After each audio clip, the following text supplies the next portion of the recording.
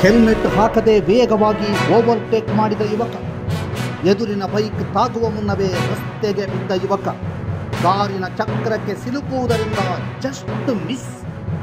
ಗುರುವಾಯನಕೆರೆಯ ಕೆರೆ ಸಮೀಪ ಅಪಘಾತ. ಯುವಕನ ಬೇಜವಾಬ್ದಾರಿಯಿಂದ ಎದುರಿನಿಂದ ಬಂದವನಿಗೂ ಗಾಯ. ಯುವಕರೇ ಯಾಕಿಷ್ಟು ವೇಗ? ಜಾಗೃತಿಯೂ ಇಲ್ಲ, ಎಚ್ಚರವೂ ಇಲ್ಲ. ಅಪಘಾತದ ದೃಶ್ಯ ಸಿಸಿಟಿವಿಯಲ್ಲಿ ಸೆರೆ. ಯಾರದ್ದು ತಪ್ಪು? ದೃಶ್ಯ ನೋಡಿ.